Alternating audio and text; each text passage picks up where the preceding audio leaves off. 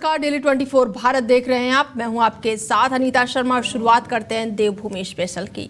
हरिद्वार की राजनीति में एक बार फिर हलचल तेज हो गई है। ज्वालापुर विधानसभा के पूर्व भाजपा विधायक सुरेंद्र राठी पर उनकी कथित पत्नी उर्मिला ने गंभीर आरोप लगाए हैं। उर्मिला ने सोशल मीडिया पर जारी वीडियो में कहा है कि पिछले 4 सालों से उनका शोषण हो रहा है और उन्हें झूठे मुकदमे में फंसाने की साजिश रची जा रही है। उर्मिला ने आरोप लगाया कि उन्हें अब तक न्याय नहीं मिला और यदि 4 दिनों के भीतर कोई कार्रवाई नहीं हुई तो वो विरोध स्वरूप कदम उठाने को मजबूर होंगी।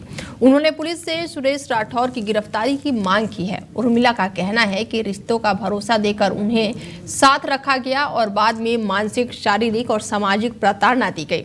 और इस विवाद पर सुरेश राठौर पहले ही स्पष्ट कर चुके हैं कि उनकी एक ही पत्नी है और किसी अन्य महिला से उनका वैवाहिक संबंध नहीं है। बीजेपी ने भी विवाद बढ़ने पर सुरेश राठी को पार्टी से निष्कासित कर दिया है। बीजेपी प्रवक्ता हनी पाठक ने कहा है कि सुरेश राठौर को पार्टी पहले ही बाहर कर चुकी है और ये उनका अब निजी मामला है जिस पर कानून अपना काम कर रही है। तो वहीं उर्मिला के आरोपों को लेकर पुलिस जांच की मांग भी उठ रही है और अब पूरा मामले पर नजर बनी हुई है। ऐसे में ये वीडियो पूर्व विधायक उर्मिला का, जिन्होंने गंभीर आरोप लगाया है। देखिए, सुरेश राठौर जी को पहले ही हमारी पार्टी ने निष्कासित कर दिया। भारतीय जनता पार्टी से उनका कोई भी लेना देना नहीं और उन पर क्या मुकदमे हो रहे, क्या नहीं मुकदमे हो रहे, कानूनी रूप से क्या एक्शन लिया जाना चाहिए, क्या नहीं लिया जाना चाहिए, वो कानून देखेगा। कानून अपना कार्य अपने हिसाब से करेगा, लेकिन ये भारतीय जनता पार्टी से इस प्रकार की कोई भी चीजों से कोई भी लेना देना नहीं है। बता दें कि लगातार अब ये वीडियो चर्चा का विषय बना हुआ है, जहां पर सुरेंद्र राठौर की पत्नी ने कई गंभीर आरोप लगाए हैं। पुलिस की जांच के लिए मांग भी की गई है और ऐसे में हरिद्वार की सियासत में अब एक नया विवाद खड़ा हो गया है। पूर्व बीजेपी विधायक सुरेश राठौर पर उनकी पत्नी ने गंभीर आरोप लगाए हैं और लगातार जांच पड़ताल किए जाने की मांग भी की है। और ऐसे में अब देखना ये भी होगा कि आखिर पुलिस इस पर क्या कुछ जांच करती है और कब तक कार्रवाई होती है। और इस खबर पर ज़्यादा जानकारी के साथ सुरेश राठौर की पत्नी हमारे साथ जुड़ चुकी हैं और उनसे जानते हैं कि आखिर पूरा मामला क्या है और किस तरह से उनको प्रताड़ित किया गया है। उर्मिला जी। जी प्रणाम। आपने वीडियो बना के बहुत कुछ आरोप लगाए हैं। जो सत्यता है वो हमने दिखाई है, बताई है। जो हम झेल रहे हैं हमने वो बताई है, क्योंकि हमारे पास कोई प्लेटफॉर्म नहीं है सोशल मीडिया के अलावा। तो हम बहुत डिप्रेशन में थे, तो हमने, क्योंकि कहीं हमारी सुनवाई नहीं हो रही है कहीं पे भी। और हमारा पति सुरेश राठौर जो पूर्व विधायक है भारतीय जनता पार्टी से जी रहे हैं, कि किस तरह से हम वो टॉर्चर झेल रहे हैं 4 साल से। तो ये 4 सालों से आप झेल रही थी और अब तक आप चुप थी? जी नहीं, हमने 2 साल पहले भी हमने अपने एक प्रार्थना पत्र दिया था सहारनपुर में। हम सहारनपुर की बेटी हैं, तो यहाँ पे भी हमारी कोई सुनवाई नहीं। फिर वो हमारा केस वो ट्रांसफर कर दिया हरिद्वार। तो हरिद्वार के जो एसएसपी है प्रमेंद्र डोभाल जी, फिर उन्होंने भी कोई संज्ञान नहीं लिया। हमारे बयान हो चुके थे, इनके बयान हो चुके थे, और किस तरह से हमारे ऊपर 4 बार हत्याओं के षड्यंत्र हुए। उसकी एफआईआर दर्ज हुई, लेकिन कोई उसमें भी कोई कार्रवाई नहीं हुई। जबकि हमको मुंबई शारीरिक, आपने क्या मारपीट का भी आरोप लगाया है? आपने मारपीट वगैरह भी आपके साथ की गई है? मारपीट तो आप करने लगे, मारपीट करने लगे, गाली गलौज करने लगे, जिसकी हमारे पास ऑडियो भी है, रिकॉर्डिंग है, किस तरह से ये माँ बहन के हमको गालियां देते हैं। मतलब एक रविदासाचार्य हो के अपने आप को भगवाधारी बोलते हैं, और भगवा के आड़ में ये भेड़िया है। जो अपने ही समाज के, मैं एक दलित समुदाय से आती हूँ, दलित समुदाय की बेटी हूँ, ये खुद दलित समुदाय के वो बनते हैं रविदासाचार्य, रविदास जी का संगठन चलाते हैं। मतलब खुद अपने ही समाज की बेटी का किस तरह से ये लगातार शोषण कर रहे हैं रविदासाचार्य सुरेश राठौर। अपने आप को महामंडलेश्वर कहते हैं, श्री श्री 1008 बोलते हैं। किसी महिला से कोई संबंध नहीं है, तो क्या इस एंगल से भी आपको शक है कि उनका किसी दूसरे महिलाओं से संबंध है? जी नहीं, अभी 15 जून को क्या हुआ, हम इनकी द्वितीय पत्नी है, ठीक है।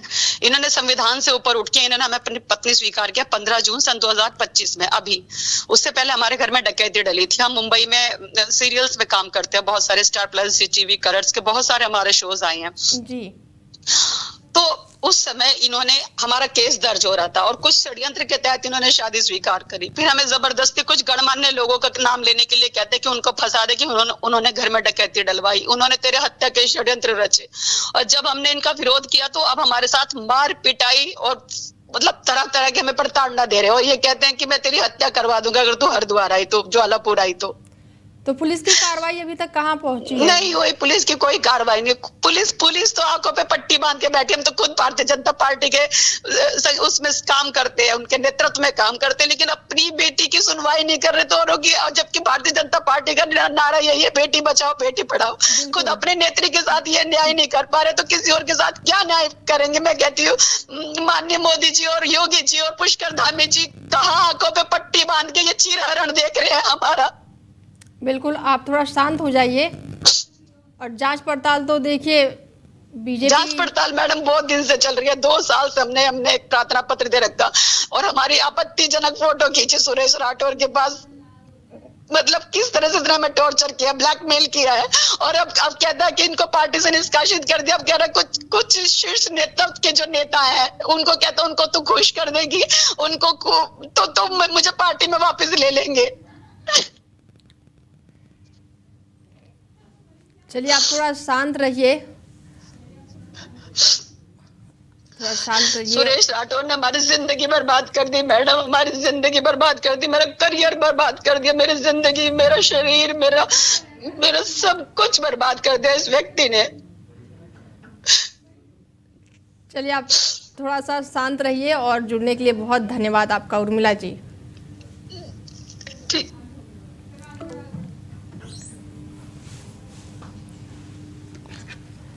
बता दें कि हालांकि बीजेपी ने इन सभी विवादों पर कड़ी प्रतिक्रिया दी है और इसके साथ ही बीजेपी प्रवक्ता हनी पाठक ने कहा है कि सुरेश राठौर को पार्टी से पहले ही बाहर कर चुकी है और ये उनका निजी मामला है। ऐसे में अब कार्रवाई पर सबकी निगाहें टिकी हुई है।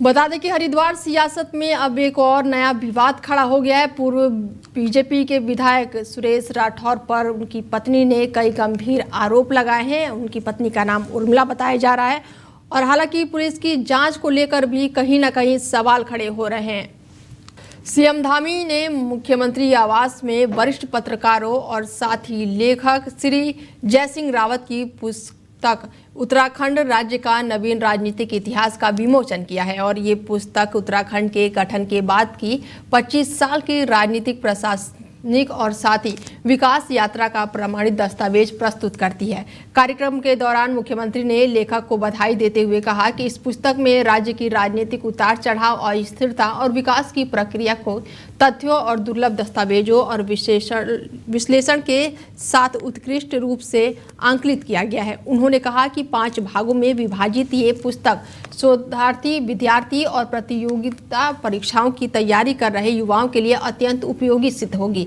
सीएम धामी ने पुस्तकों के महत्व पर जोर देते हुए कहा कि चाहे तकनीक कितनी भी उन्नत क्यों ना हो, किताबों का स्थान कभी समाप्त नहीं हो सकता है। उन्होंने बुके नहीं बुक दीजिए के संदेश देते हुए लेखकों को प्रोत्साहित करने की अपील की है। उन्होंने स्थानीय भाषाओं गढ़वाली, कुमाऊं की जनसारी के संरक्षण की आवश्यकताओं पर बल देते हुए कहा कि सरकार डिजिटल माध्यम के जरिए क्षेत्र भाषाओं और संस्कृति के सुरक्षित रखने के लिए लगातार प्रयास कर रही है।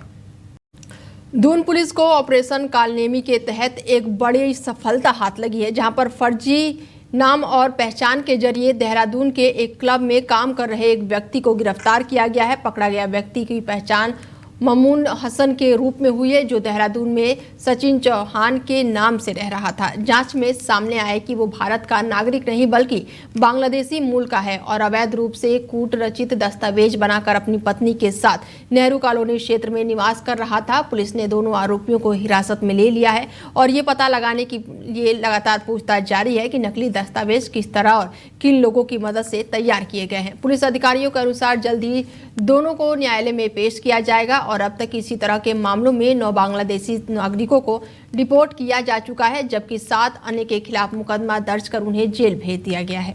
अवगत है कि माननीय मुख्यमंत्री जी द्वारा एक ऑपरेशन कालनेमी चलाया जा रहा है, जिसमें इस तरह से अवैध रूप से निवासरत लोग, खासकर जो बांग्लादेशी हैं या जो ऐसे छद्म भेष में यहाँ रहकर फर्जी दस्तावेजों के आधार पर निवासरत हैं, उन पर कार्रवाई के निर्देश प्राप्त हुए थे। इसके तहत अभी पूर्व में 17 बांग्लादेशियों को इस तरह चिन्हित करके कार्रवाई की गई, 9 लोग को डिपोर्ट किया गया, 7 लोग अभी भी जेल में, जिनकी उद्वासन की कार्रवाई रिपोर्ट करने की अभी प्रक्रिया गतिमान है। अवगत है कि माननीय मुख्यमंत्री जी द्वारा एक हरीश रावत को लेकर धर्मपुर से बीजेपी विधायक विनोद चमोली ने बयान देते हुए कहा है कि हरीश रावत का पसंदीदा क्षेत्र वही है जहां पर मुस्लिम आबादी अधिक रहती है। उन्होंने कटाक्ष करते हुए दावा किया है कि आजाद कॉलोनी में सबसे अधिक मुस्लिम निवास करते हैं और यदि हरिश्चंद्र बीजेपी में शामिल होते हैं तो उन्हें उसी क्षेत्र के लिए बूथ अध्यक्ष बना दिए जाएंगे, क्योंकि वो उनका पसंदीदा और उनके लिए सबसे उपयुक्त जगह है।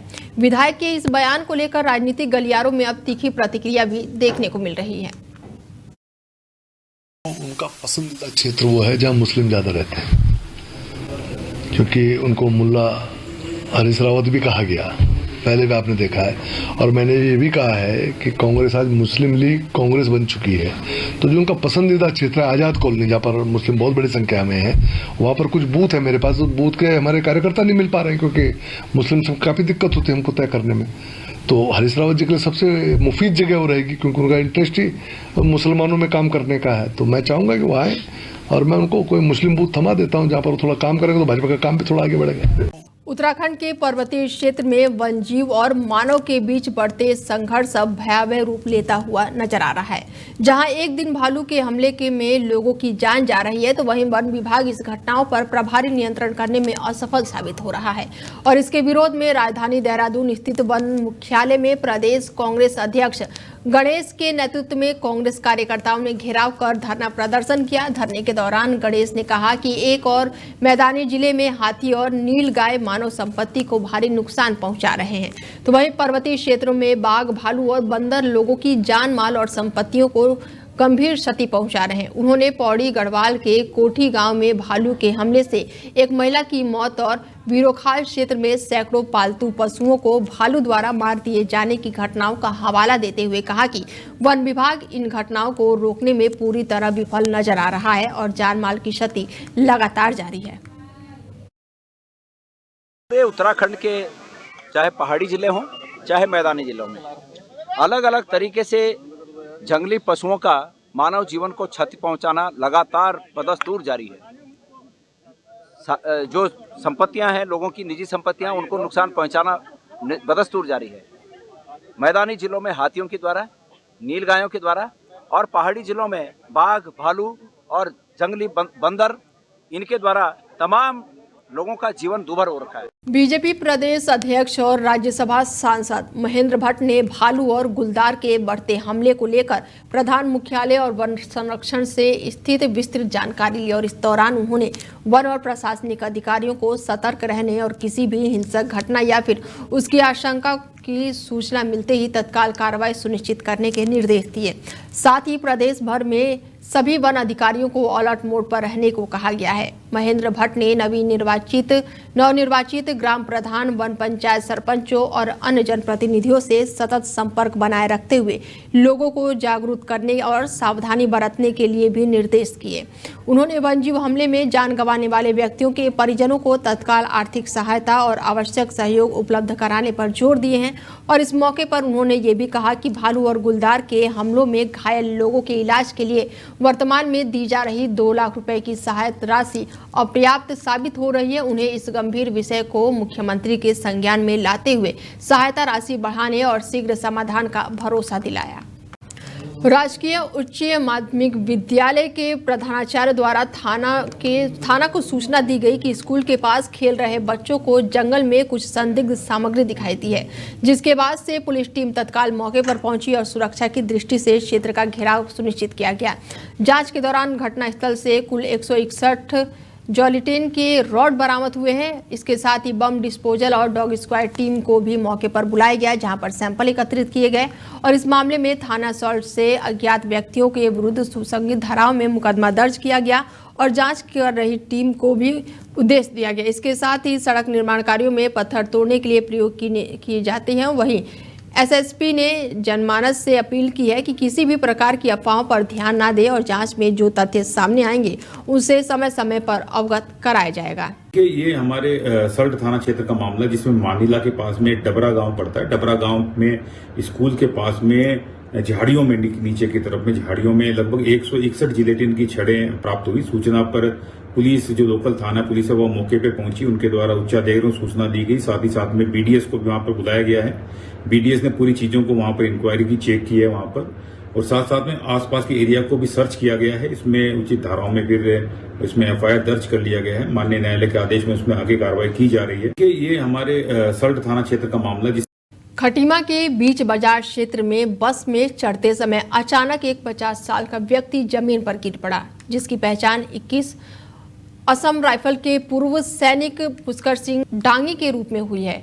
स्थानीय लोगों ने जब उन्हें बेहोश अवस्था में देखा तो तुरंत ही पुलिस को सूचना दी, जिसके बाद से खटीमा कोतवाली के 2 कांस्टेबल मौके पर पहुंचे और मानवता का परिचय देते हुए उन्हें तत्काल अस्पताल में भर्ती कराया गया। अस्पताल में डॉक्टर ने बताया कि कुछ व्यक्तियों द्वारा एक व्यक्ति को मृत अवस्था में लाया गया और दस्तावेजों के अनुसार वो एक पूर्व सैनिक प्रतीत होता है। उन्होंने स्पष्ट किया कि मौत के वास्तविक कारणों का पता पोस्टमार्टम रिपोर्ट आने के बाद ही चल सकेगा। लोगों के अनुसार बस में चढ़ते समय वो अचानक गिर पड़े और कुछ ही पलों में उनकी हालत बिगड़ गई।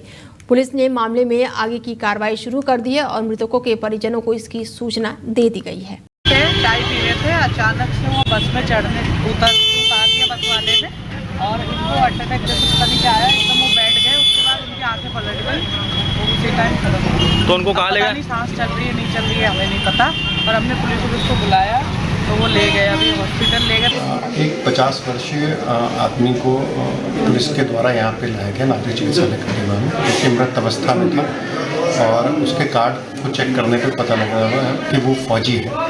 अब मृत्यु के सही कारण जानने के लिए उसको अग्रिम कार्रवाई की जा रही है। पंचनामा भर के पुलिस वालों को पोस्टमार्टम की कार्रवाई हेतु कहा जा रहा है। हम यहाँ पे खड़े थे, चाय पी रहे। प्रदेश सरकार द्वारा 6 महीने के लिए स्मार्ट लागू कर कर्मचारियों के आंदोलन पर प्रतिबंध लगाने के फैसले के विरोध में अल्मोड़ा में कांग्रेस कार्यकर्ताओं ने प्रदेश सरकार का पुतला दहन किया और जोरदार नारेबाजी की। और इस दौरान कांग्रेस नेताओं ने सरकार पर तीखा हमला बोलते हुए कहा कि बीजेपी सरकार तानाशाही रवैया अपनाते हुए कर्मचारियों को जायज मांगों को दबाने की प्रयास कर रही है, जबकि प्रदेश भर में कर्मचारी शांतिपूर्ण ढंग से अपने अधिकारों और मांगों के समर्थन में आंदोलन कर रहे हैं। नेताओं ने आरोप लगाया है कि मुख्यमंत्री द्वारा अघोषित आपातकाल जैसी स्थिति पैदा कर कर्मचारियों का उत्पीड़न किया जा रहा है, जो कि लोकतांत्रिक मूल्यों के खिलाफ और अत्यंत दुर्भाग्यपूर्ण है। तो आज भारतीय जनता पार्टी की सरकार में पूरे कर्मचारी जो है अपनी जायज मांगों के लिए आंदोलित हैं, और जिस तरह से भाजपा की सरकार ने, धामी सरकार ने जिस तरह से उनके ऊपर एस्मा लगाकर उनके आंदोलन को तोड़ने का जो प्रयास किया है, उसके विरोध स्वरूप जो है आज हमने कांग्रेस पार्टी ने अल्मोड़ा में उनका भाजपा सरकार और पुष्कर धामी का पुतला दहन किया है। और जिस तरह से भारतीय जनता पार्टी अपनी तानाशाही पे उतर आई है और आज लोगों की जायज मांगों को मानने के बजाय उनको डराने और धमकाने का काम कर रही है, और जिस तरह से उनके पर उनको no pension, no work, no के तहत जो काम उनको दिया गया है, और जिस तरह से उनको कहा गया कि आपको वो तनख्वाह नहीं दी जाएगी, जो बड़ा दुर्भाग्यपूर्ण है। और जिस तरह से उनको, उनके परिवार को भी इस पर जो है तोड़ने का उनके द्वारा काम किया गया, जो कि बहुत ही दुखदायी है, और उसके विरोध स्वरूप जो है आज हमने यहाँ पर उनका पुतला दहन किया है। अल्मोड़ा में सरदार वल्लभ भाई पटेल की 150वीं जयंती के अवसर पर बीजेपी द्वारा भव्य पदयात्रा का आयोजन किया गया, जो स्थानीय नंद देवी परिषद से प्रारंभ होकर पूरे बाजार में होते हुए शहीद पार्क स्थित तिराहे पर संपन्न हुई। इस पदयात्रा में शामिल केंद्रीय राज्य मंत्री अजय टमटा ने कहा कि सरदार वल्लभ भाई पटेल की 150वीं जयंती पूरे देश में उत्साह और श्रद्धा के साथ मनाई जा रही है, और इसी क्रम में अल्मोड़ा में भी ये पदयात्रा आयोजित की गई है। उन्होंने कहा कि सरदार पटेल ने अनेकों में एक का संदेश देकर राष्ट्र की एकता के सूत्रों में बांधने का ऐतिहासिक काम किया, और देश की आज़ादी और एकाकीकरण में उनका योगदान अतुलनीय है। ऐसे महान व्यक्ति को आज पूरा देश याद कर रहा है, और उत्तराखंड की सभी विधानसभाओं, जिले और राज्य स्तर के साथ साथ पूरे भारतवर्ष में उनकी जयंती पर विधिवत कार्यक्रम और यात्राओं का आयोजन किया जा रहा है। हम लोग बहुत ही सौभाग्यवान हैं कि सरदार वल्लभ भाई पटेल जी, जिनके मार्गदर्शन में देश को एक करने का, देश की सारी रियासतों को, विरासतों को एकजुट में बात करके देश के स्वाधीनता को और मजबूत करने में जिनका योगदान रहा है, ऐसे सरदार वल्लभ भाई पटेल जी के 150वीं जन्म जयंती के शुभ अवसर पर पूरे देश में अपनी यात्राएं चल रही हैं और तिरंगा यात्रा के साथ साथ सारे लोग इसमें शामिल हैं। सरकार, केंद्र सरकार, राज्य सरकार, सभी राज्यों की सरकारों में इसने भागीदारी की, आम जनमानस भागीदारी कर रहे हैं। मसूरी में बड़ा हादसा हो गया जब घंटाघर सिविल अस्पताल मार्ग पर व्यक्ति का पैर फिसल गया और वो अनियंत्रित होकर लगभग 300 फीट गहरी खाई में जा गिरा। हादसे को देखकर स्थानीय लोग तुरंत मौके पर पहुंच गए और बिना देर किए रेस्क्यू अभियान शुरू किया। करीब 30 मिनट की कड़ी मशक्कत के बाद स्थानीय लोगों के साथ व्यापार मंडल महामंत्री जगजीत कुकरेजा खाई में उतरकर घायल व्यक्ति की सुरक्षित बाहर निकालने में सफल रहे और जबकि बीजेपी मंडल अध्यक्ष रजत अग्रवाल भी मौके पर मौजूद रहे। घायल को गंभीर अवस्था में अस्पताल पहुंचाया गया है, जहां उसका उपचार जारी है। पुलिस के अनुसार व्यक्ति नशे की हालत में था, जिस कारण संतुलन बिगड़ने से ये दुर्घटना हुई। हालांकि स्थानीय लोगों की बहादुरी और एकजुटता से एक बड़ा जानलेवा हादसा टल गया। पेशेंट आए हैं जो पुरुषोत्तम नाम के हैं, 55 साल, और वो यहाँ बारलोरगंज के हैं। अभी जैसा कि 108 वालों ने बताया कि ये 200-300 मीटर खाई पे नीचे गिर गए, तो अभी जब हमने देखा वाइटल्स वाइज तो ये बिल्कुल स्टेबल हैं, पर एग्जामिनेशन करने पे एक तो इनकी नीचे कमर पे अच्छी खासी चोट लगी है जिसमें वो बिल्कुल मूवमेंट नहीं कर पा रहे। उसके अलावा हाथ पैर बिल्कुल ठीक हैं, परंतु क्योंकि अभी वो उन्होंने अल्कोहल पिया होगा, शायद स्मेल बहुत आ रही है उस चीज़ की, तो ऐसा हो सकता है कि अभी उन्हें बहुत दर्दें जो लगी भी होंगी जो उन्हें पता नहीं है, बट खतरे से वो बाहर हैं अभी के लिए। तो कल सुबह इनकी जो एक्सरे और सीटी वगैरह होगा, उसके बाद उनकी जो हालत है वो हम देख लेंगे, जिसका भी होगा। हम बार पे खड़े हुए थे, देखा एक व्यक्ति वहाँ पे खड़ा था और अचानक से खाई में जा गिरा, और खाई मेरे ख्याल से 400-500 फीट नीचे लगभग है।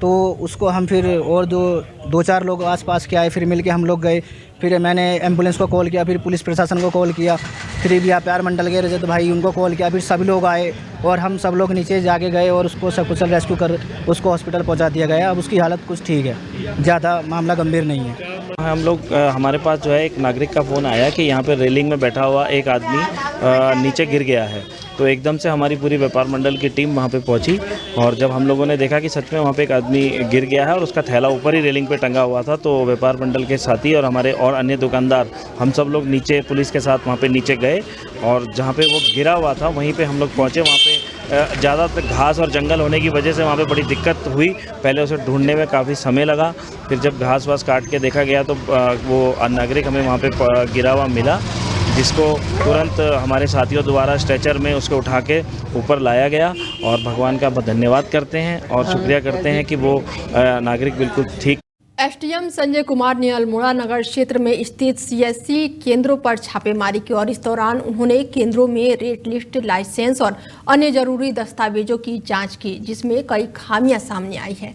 एसडीएम संजय कुमार ने बताया कि लंबे समय से सीएससी केंद्रों को लेकर शिकायतें मिल रही थी, जिसके चलते ये कार्रवाई की गई है। जांच के दौरान कई अनियमितताएं पाई गई हैं, जिसके लिए संबंधित संचालकों को नोटिस जारी किया जा रहा है। उन्होंने कहा कि आज सीएससी और आधार केंद्रों की भी जांच की गई है और सभी को निर्देश दिए गए हैं कि वो रेट लिस्ट और लाइसेंस को अनिवार्य रूप से केंद्रों पर स्पष्ट रूप से चर्चा करें। इसमें एक्चुअली क्या हुआ था, हमारे जिलाधिकारी महोदय द्वारा भी निर्देश प्राप्त हैं, जैसे कि सरकार की मंशा भी है कि कोई भी फर्जी डॉक्यूमेंट ना बने और किसी प्रकार का कोई भी डॉक्यूमेंट यदि बनता है तो उसमें कोई कानूनी और विधिक कार्रवाई भी अमल में लाई जाए। तो उसी क्रम में आज हमने सीएससी सेंटरों पे औचक छापेमारी करी है और हमने ये देखा है कि एक तो जो भी सीएससी संचालक हैं वो अपनी आईडी को वहाँ पे फ्लैश करें, दूसरा बाहर से अपना रेट लिस्ट चस्पा करें और जो भी निर्धारित दरें हैं उससे अधिक कोई शुल्क न ले, और जो भी डॉक्यूमेंट अपलोड किए जा रहे हैं तो उसमें ओरिजिनल डॉक्यूमेंट से ही अपलोड करने की कार्रवाई करें। फिलहाल बुलेटिन में मेरे साथ इतना, दीजिए इजाजत, नमस्कार।